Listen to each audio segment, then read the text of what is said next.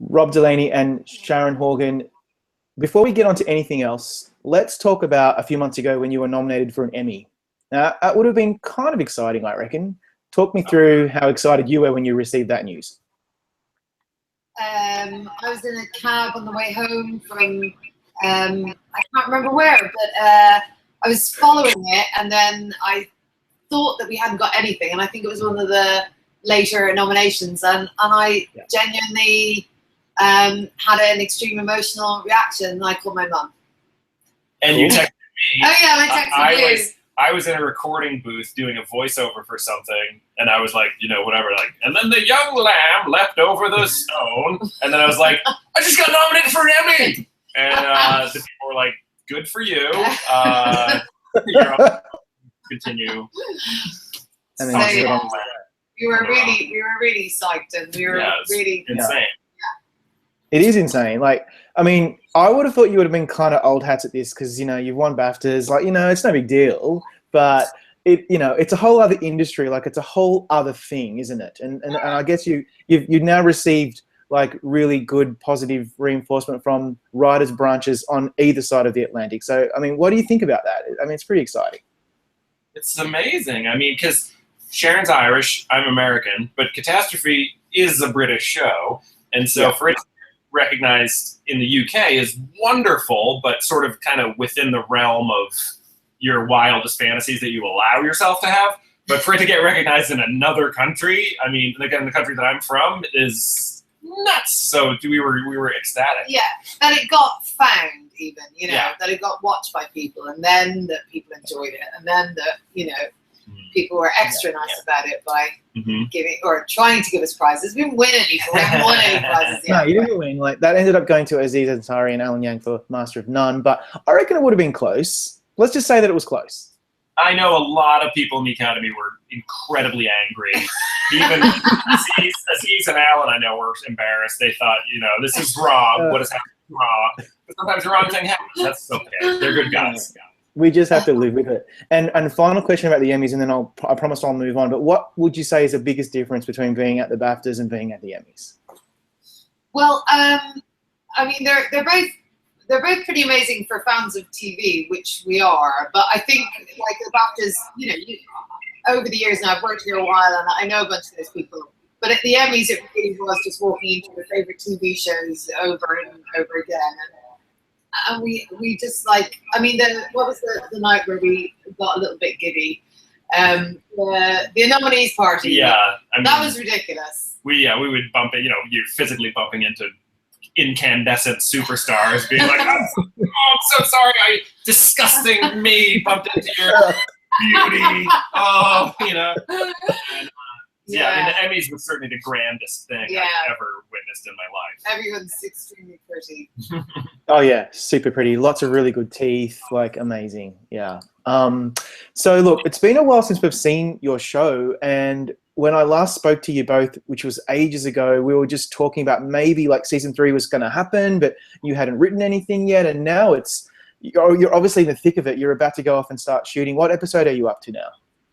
We shoot out of order, and we're a little more than halfway through. No money. Yeah. Okay, that makes sense. But you're halfway through already. Wow, that's pretty cool. Yeah. So, can you tell us where the story picks up from? I mean, are we telling people I think that? we kind of said it a bunch of times. It begins the second series 2 ends. So, unlike huge gulf between 1 and 2, there's no gulf between 2 and 3. Yeah. Good. So, I mean, that had its challenges in that we had to have extreme health regimes for the we couldn't age in any way or alter our appearance. So we put in a lot of training. We had to cryogenically freeze the children. Of course. Children, children age faster than adults because they drink so much. We had to. It was hard. It was hard to write. It was easy. It was an easy concept to come up with, and it was nice to have. We knew exactly what we were going to do, which was pick up from exactly where it left off. But in terms of what the series was about, that's what we spent a lot of time talking about, didn't we? Because we didn't want to repeat ourselves, and we didn't want to bore people with the same sort of, you know, sort of chummy, Flavor getting along, problems, yakking away about life kind of couple stuff. And we just had to make sure that, you know, the heart of it felt like the show, but that we were trying to say something else as well. Okay, and so what can you share about the show? Because I just would like to know everything, but I guess that's probably not going to be possible. I'm gonna experiment in front of Sharon here. I think this is an okay thing to say. Factually, I'll tell you nothing, maybe less than nothing, but have been struck by the fact that in series 3, the things that are zany that we might not have allowed ourselves to do before as much, it's much zanier, and then the heavy duty oh god stuff is like much worse. Yeah. So the sort of swath that series 3 covers is a lot wider than the previous 2 series. I think we're more comfortable, so we know that either of us can do something incredibly embarrassing or very, very silly, and it really fits in the universe of the show.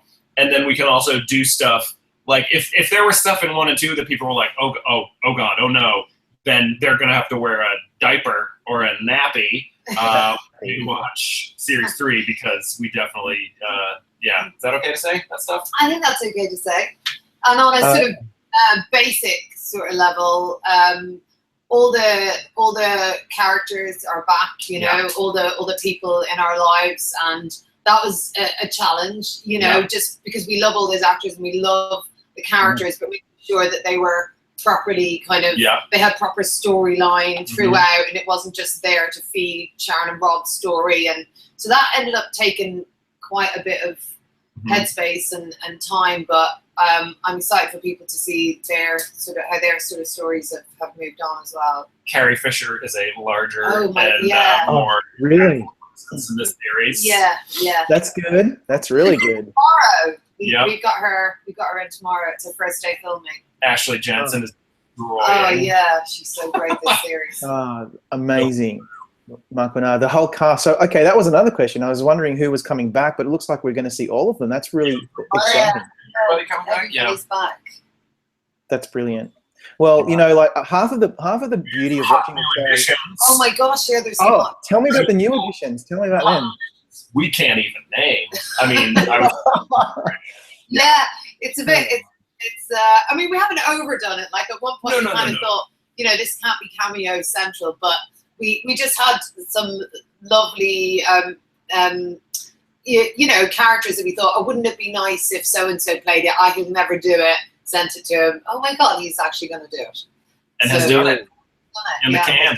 Undo it. Oh my god, I'm dying to know. But see, the thing is, like, your show has become so much more well known, and it's kind of like, I mean, how do I say this without sounding a bit wanky? But it's kind of like a cool show. Like, people really love it, don't they? And I guess people were really excited to be involved because you've got all these really cool names. Well, yeah, we're very lucky. Yeah, I mean that anybody at all has seen it, and then in particular that the Obama family. Yeah, you know. and maybe his successor, perhaps. Maybe not. Barnaby Jones. What is he? Your Secretary of Art? Yeah, he's great. We'll love. So embarrassing, really. Just to but okay, so that's pretty cool. I was wondering as well, given that you said that you're going to take things a bit further in terms of the stuff that we kind of, watch between our fingers. Was there anything that you would say is too risque or too taboo that you wouldn't do, or is anything off limits where you talked about it and thought, no, we can't go that far? Well, not this year. I think in series 2 we thought about really harming somebody. We decided, you know what? Still a sitcom. They have sitcoms now. We didn't want to be like a kill com where people are like, why don't do that? But, yeah, we got that idea out of our system, and we know what to do and not to do, I guess. Yeah, I think in series 1 we kind of did a lot of stuff that we never thought we'd do in a sitcom, and so since then we kind of we don't feel hemmed in any way. We kind of feel like, well, if it's a topic for drama or life, then it should be a topic for our show. Yeah, and I remember last time, Rob, you were explaining that when you guys write the show, you take a comedy pass, right? Are you still doing that? You pass that out to make sure it's funny. Yeah. That's our mission, because some shows these days you watch and you're like, I thought they said it was a comedy, That's and we're funny.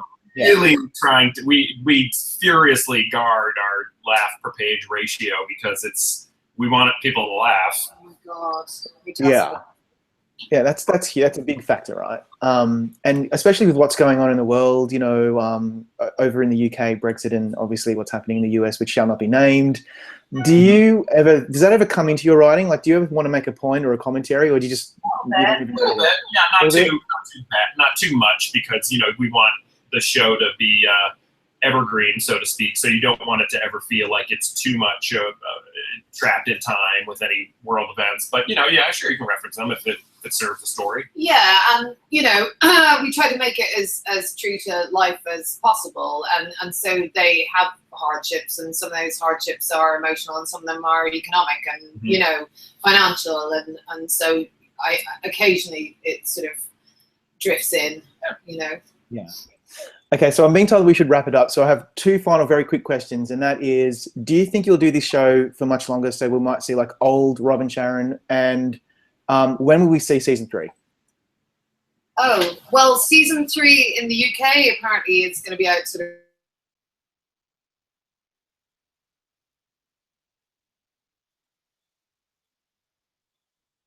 around end of Feb. Easier for me to conceive of them doing something of a. The answer to that is I don't know, but it's easier for me to conceive of like what are they doing in 10 years than it is for me to think of what are they doing next year. Yeah, you know what I mean? So I'm certainly curious about these characters' futures, definitely. And also because we're such huge fans of the Before trilogy, we watching that sort of move forward a decade at a time. I mean, there's just something very attractive about that in terms of storytelling and character progression and yeah, definitely. I think it's something we'd be interested in if we're alive. Well, fingers crossed. That's all we ask. If I die, you can still make it. You just have to communicate with me via a Ouija board. Okay. Yeah, whatever it takes. But if we can get more catastrophe, that would be fantastic. Guys, thanks so much for your time. I know you're really busy. Good luck with shooting the rest of season 3. Good luck with the premiere next year, and maybe you might get some more award nominations in the next few weeks. The Golden Globes are coming up, and we look forward to seeing you, perhaps maybe in LA for that. All right. Thank you so much. Take care. Bye-bye.